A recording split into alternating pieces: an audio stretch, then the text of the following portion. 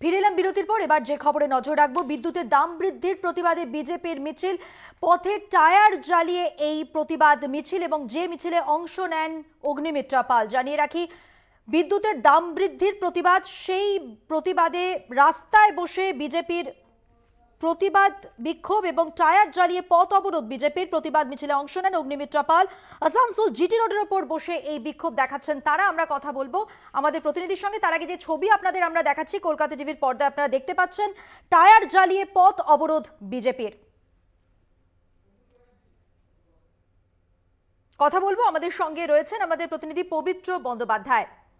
পবিত্র, এই মুহূর্তে কি ছবি, যারা বিক্ষোভ করছেন বিজেপির পক্ষ থেকে, তাদের ঠিক কি অভিযোগ, কি বলছেন, কি দাবি তাদের? দেখো মধুবন্তী, তাদের যে দাবি মূলত আজকে যে তাদের প্রতিবাদ মিছিল, যে রাজ্য জুড়ে যে বিদ্যুতের যে মাসুল বা বিদ্যুতের যে দাম বৃদ্ধি পাচ্ছে, তাতে সাধারণ মানুষের জীবনযাপন করা যেমন একদিকে দুরূহ, ঠিক তেমনি বিদ্যুতের বিল পরিষেবা মেটাতেও তারা নাজেহাল হয়ে যাচ্ছে। এই সব দাবি নিয়ে তারা আজকে আসানসোলের যে স্টেশন সংলগ্ন 13 নম্বর মোড়, সেই মোড় থেকে একটি প্রতিবাদ মিছিল বার করে। মিছিলটি আসানসোল পৌর নিগম হয়ে আসানসোলের যে জিটি রোড, সেই জিটি রোডের অটোনট মোড়ের সামনে এসে তারা সেখানে বিক্ষোভ দেখাতে শুরু করে এবং রাস্তা অবরোধ করে। পাশাপাশি জিটি রোডের উপরে তারা বসে যায়। বসে গিয়ে তারা বিক্ষোভ দেখায়। অন্যদিকে তারা টায়ার জ্বালিয়েও বিক্ষোভ দেখায় এবং তাদের বক্তব্য যে রাজ্য জুড়ে যে বিদ্যুতের যে দাম দিনের পর দিন বাড়ছে, তা কমাতে হবে এবং মাসে একবার করে বিল নিতে হবে। প্রত্যেক মাসে একবার করে বিল নিতে হবে। 3 মাস অন্তর অন্তর বিল নেওয়া, ইলেকট্রিকের যে বিদ্যুতের যে বিল, সেই বিদ্যুতের বিল নেওয়া চলবে না। এই ধরনের নানা দাবি তারা রাখে।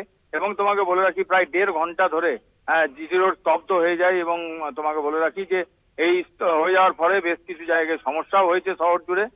এবং অবশেষে তারা বিদ্যুতের যে দপ্তর, সেই দপ্তরে যে ডেপুটেশন স্মারকলিপি জমা দেয়।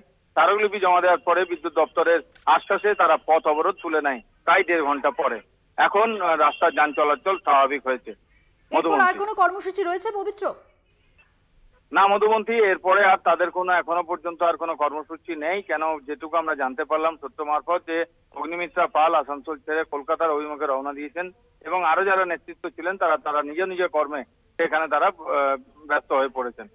মধুবন্তী, ধন্যবাদ পবিত্র।